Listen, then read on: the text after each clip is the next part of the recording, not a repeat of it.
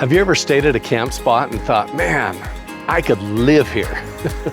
Well, we just did, and we had that exact experience. This is a premier listing on CurbNTurf near Monterey, California. It's Glensong Farm, and this one checks all the boxes. I mean, you are near so many fantastic things. 17-mile drive, Carmel by the Sea, Monterey Bay, Cannery Row, Pebble Beach, all of those fantastic things. And one of the things that we really appreciate about CurbNTurf is the connections that we're able to make. And this one checked all the boxes. We're talking connection with the land. This is a 15-acre horse farm that has multiple campsites, and we made connections with the hosts as well. Patience and Chris were fantastic hosts. And one of the most beautiful things was that the Patience is a grand champion dressage horse rider, and she offers lessons, which Tracy took her up on it. Had a fantastic time, not only connecting with the land, connecting with the property, connecting with the hosts, but also connecting with the horses. So I hope you enjoy this episode of RVCast, and stick around after and we'll give you details about how to make a reservation. We'll see you on the road. So here we are at Glensong Farm. This is a fantastic stay right near Moss Landing, near Monterey Bay. And I am with Patience, and Patience is the host here at Glensong Farm. So Patience, just tell us a little bit about your background and how you came to eventually own this property and what you've made of it over the last few years. Okay, well, I was born and raised in Carmel, California, and rode horses on the beach and all over, and tried to find property in Carmel Valley and couldn't find what we wanted, so we came out here and found 13 raw acres of just coyote brush and nothing. And then we said this is it, and started to build and plant trees and flowers and whatever we could, and it's our horse property. And I'd been a trainer, oh golly, I've been riding horses all my life. So Right. we wanted a horse farm, and I had a stallion, and this is I wanted a place for him where he could retire out in a green big pasture. Right.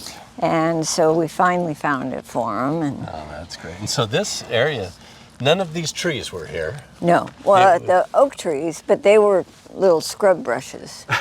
But none of the cypress or those are pines, and that's I don't even know what you call it. Right, the decorative trees. You've got palms up here and everything. And then all these rock roses we planted, and roses. And so you bought this as a horse property to bring your stallion out here. Yeah, to do a breeding and training, and as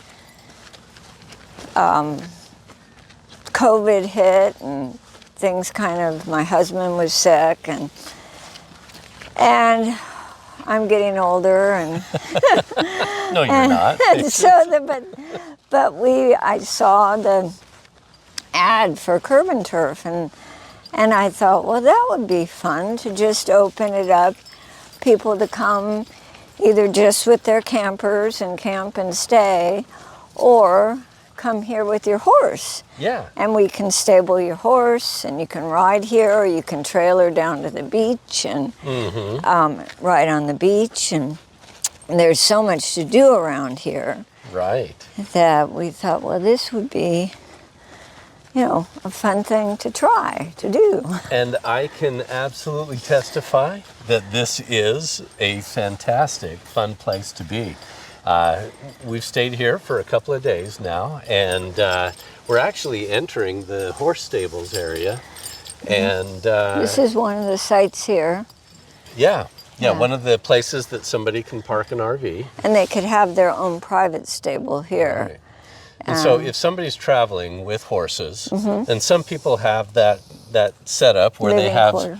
the living quarters in their horse trailer, Right. and so they can just come along, park and stable their horses, and then you've got a riding arena down below, Yeah. and fantastic. But- Or anybody that doesn't have horses, Right. like Tracy and I, a great place to come.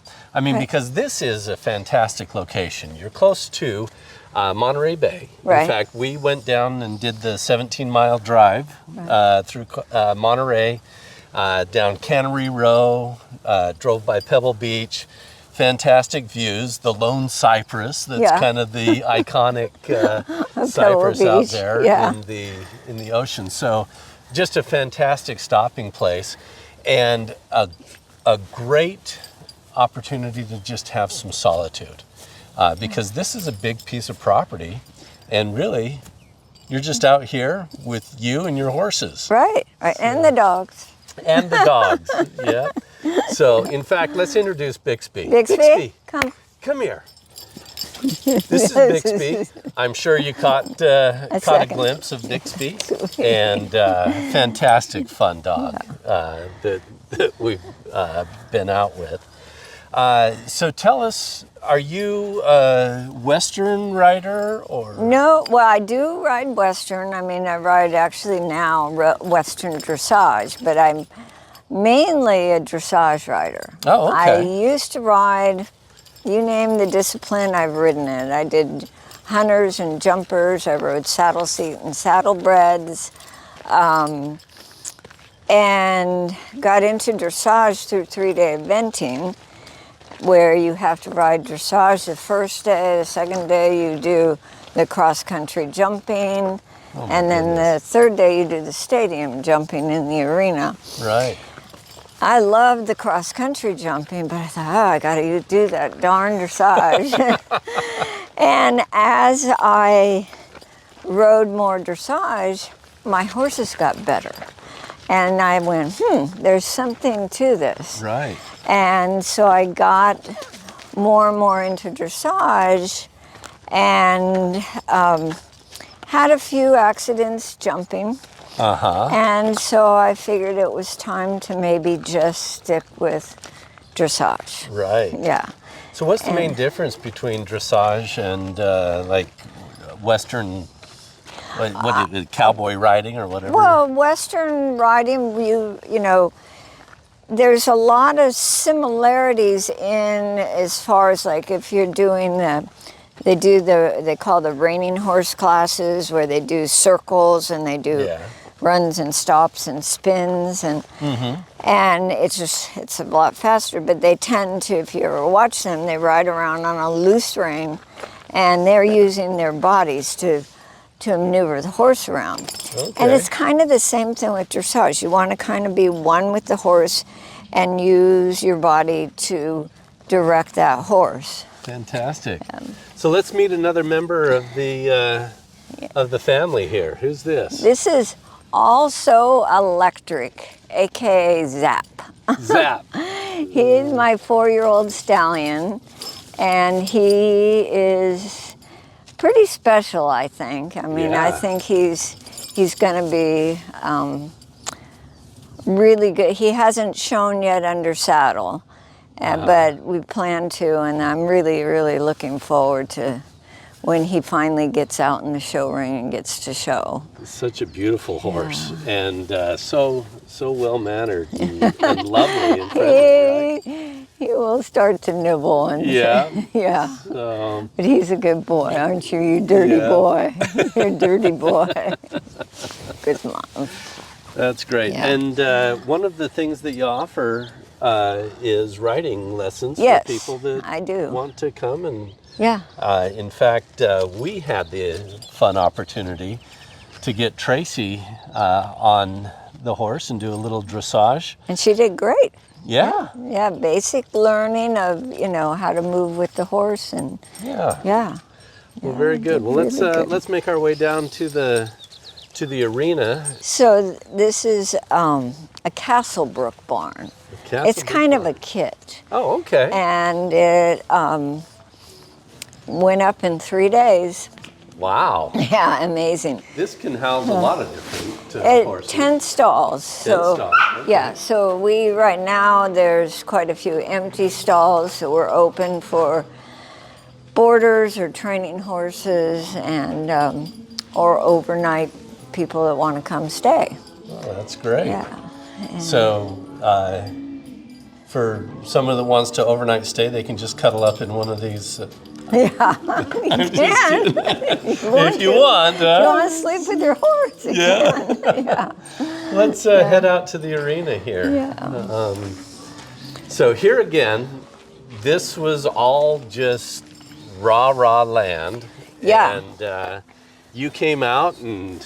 We put, well, right now it needs, some work. I've been off, Sure. Yeah. I got injured, so it hasn't been used for 3 months regularly. And so we're working on it. But this is a regulation-sized dressage court. Okay. And the letters are for dressage tests, and Right. the tests they'll tell you to go from letter to letter. And it is a clay base with sand top, so it drains really well.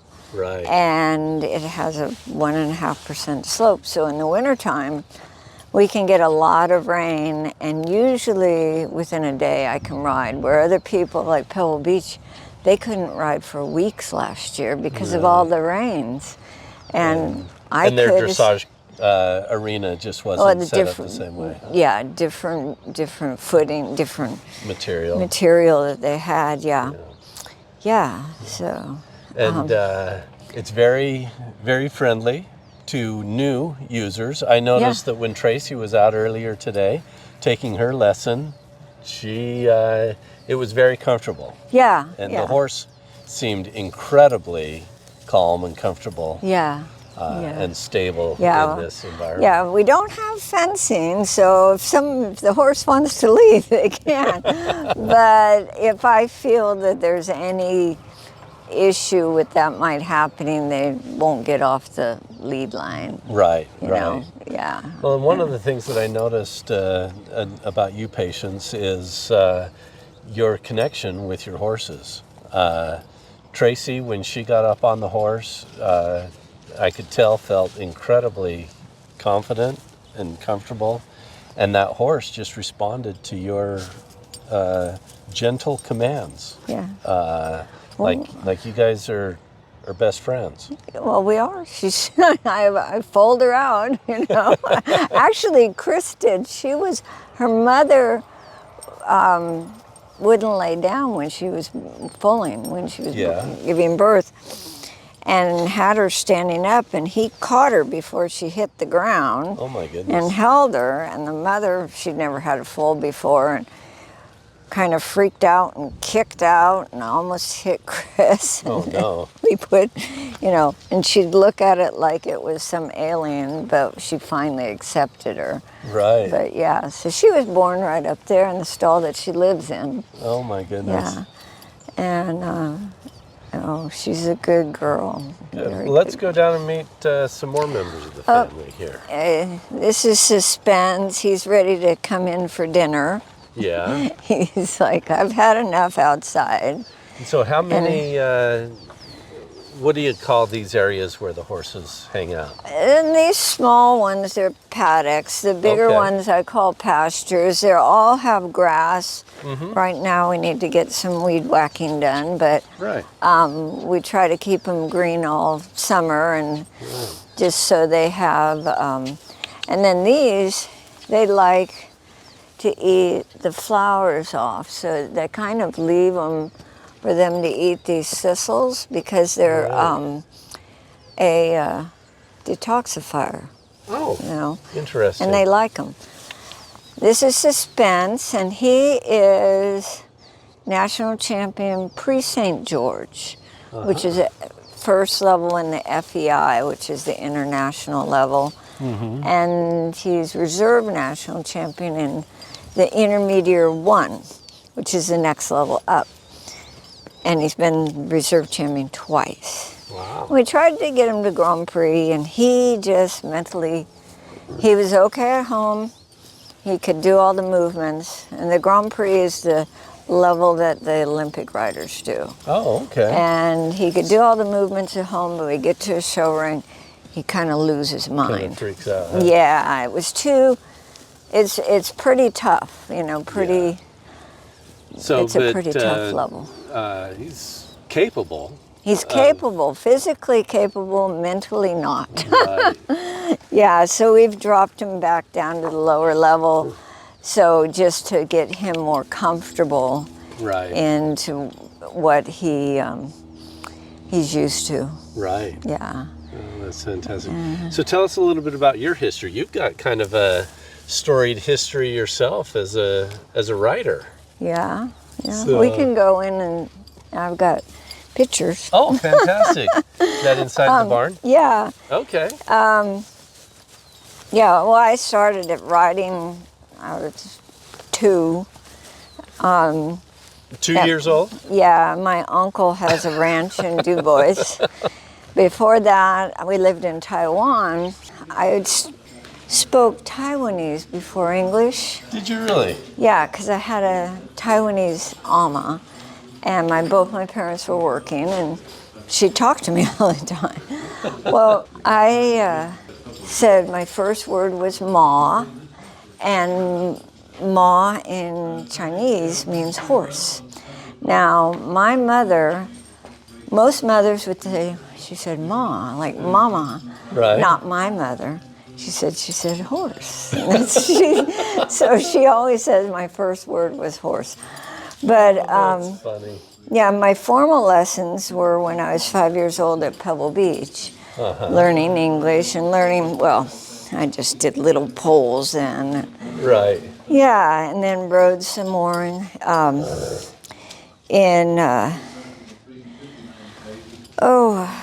Carmel Valley, and had a half Arab hunter pony that we trained, and I found another pony down by the river, brought it home. Yeah. Asked if I could keep it, like most people find dogs. Look, Mom, look what followed me home. Exactly. And we found out who owned it, and women wanted to get rid of it because it kept getting loose, and so we took it, and I'd ride that pony all day in Carmel Valley, in the Right. cornfields. I mean, that was when there was nothing there. And Yeah. And my other pony, I'd ride in the arena and practice for shows. And then I outgrew the other pony, and the one pony, she got out. We moved her, and she got out and got hit by a car Oh, no. on Carmel Valley Road. So we searched and searched for another horse, and I friend's horse, my trainer that I had a client that had this thoroughbred that she let me ride, and rode it at Pebble Beach and won at Pebble Beach, and you know I did jumping, and we were going to buy a half sister. In the meantime, my mother's boss saw a horse. He was having lunch with a friend in Carmel Valley, saw his horse run by down below in the pasture, and it took his breath away, and he had to go find out who it was. And it was this half Arabian. She was only 3 years old. They wanted to sell it, $750, and we were going to pay much more for this thoroughbred. And but he said, you gotta go see her, and she was beautiful, and so we can go in here, and then the radio's on. Yeah. Going. And so anyway, Pardon me. so we went to see her, and she was beautiful. I fell in love. I wanted her, so I got her. So we tried to make her into a hunter, a jumper, like I've been riding. Well, she wasn't. We were at a show, and This friend of my mother's, the people that had Mission Ranch in Carmel, right behind the mission, they were at the show and they said, that horse is not a jumper. She's a saddle seat park horse. Well, we didn't know what that was. And she said, my daughter can teach your daughter. Come to the stables. And so we did. And I'll show you. And that mare ended up, this is her up here, there. Wow. Oh, And that was probably beautiful. 1970, 71. Uh-huh. And so I started riding her that saddle seat. And it's more like what you do with the saddlebreds, which is this is a saddlebred there. This is my pony that got killed on the freeway, Oh, shoot. on the highway. And anyway, so I did that. And we went back to nationals in 1972 in Oklahoma. And I won national champion costume on her, which is Arabian costume, which I don't have any pictures of that up here. But on our way home in Kansas, we hit black ice. Trailer flipped, she got out and she got hit by a car. Again. Another one. Another one. Oh, shoot. Yeah, so I bet my, you were devastated. yeah. So my mother leased a purebred mare to breed to her sire, who was in Carmel Valley. Actually, no, it had moved to Aromas over here. And then I got my stallion, High Voltage, and that's him. And he was the best horse ever. Here he is as a 3-year-old on Carmel Beach. And these are, a lot of these are, that's just daughter there, there's other son there, and this is, so that's kind of what started it, and then we ended up here, and Yeah. so Well, you've got a very storied history with some exciting accomplishments, and that's him there, that's in Santa Barbara, okay. and this is a drawing we had done in, excuse my messy desk. It's an artist that's in Carmel, and she did the drawing for us. And Beautiful. let's see, and that's a picture of when we very first moved here, Chris and him, when Chris was younger. And we didn't even have fences up. You can see all the scrub brush. Yeah. And we moved here, and then this was him when he was 30 years old here. Wow. And so he was very special. So I know this is kind of like asking a mother who her favorite child was, but Him. do you have a favorite Yeah. horse? Yeah, I really, you know, I love my 2 other stallions, Sure. but they're not the same. He was like, I could, you know, crawl, I could sleep in the stall with him, and Right. he'd lay down. Well, actually, we were at Cow Palace one time, horse show up there, and he loved horse shows. He loved having people, and we just put a little rope in front of his stall, a little stall guard, so he could hang his head out, and people come by to see him. Right. At Cow Palace, they bring school children, you know, through Yeah. the barns, and he just thought that was great. Well, Patience, this has been a fantastic stay. We have really enjoyed it. The area of the country is beautiful. Your property is absolutely divine. Thank you. It has been such a pleasure, and not only such a great place to stay, but it's been so much fun getting to know you and Chris, and spending time with you guys. And so highly encourage. You're in the Northern California area, Monterey, Carmel by the Sea. Come and stay at Glensong Farm and get to know Patience and all of the horses and the dogs as well. So, Yeah, we welcome dogs as long as they're well behaved and on a leash. And okay. Bixby loves everybody. So. Yes, Bixby has been a pure delight and a nice companion to our dog as well. So. What are the names of all your horses that are here? Well, we have Electricity and Zap, also electric. And then we have Incandescent, which we call Thunder. And we have an old mare, Annie, which her name is Gargiana. She's pure Polish. She's Arabian, but she's pure Polish. And then we have Suspense and Radar. And those are all that are up here right now. That's great. Yeah. Well, thanks so much, We have Patience. plenty of room for more. Yeah. Yeah. So bring your horses, or just bring yourself, and take advantage of setting up a private lesson. It was fascinating to see Tracy aboard, and just see how quickly Patience was able to get Tracy to do some things that she had never done before, and so it's a real delight. So come up, spend some time, enjoy a beautiful place to camp, and also enjoy some horse riding lessons as well. So until next time, hey, we'll see you on the road. Thanks for tuning in to another episode of RVCast. We hope you enjoyed hearing about our latest adventures on the road. And don't forget, if you're itching to explore unique and interesting RV destinations, be sure to download the CurbNTurf app. That's right, CurbNTurf, it's your go-to for finding those hidden gems off the beaten path. And hey, if you own property and you want to share your slice of paradise with fellow travelers, why not become a host yourself? Absolutely. Just head over to CurbNTurf.com/start hosting to get started.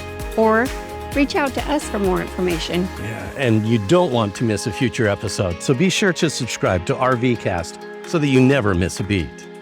Until next time, happy trails and safe travels. We'll see you on the road.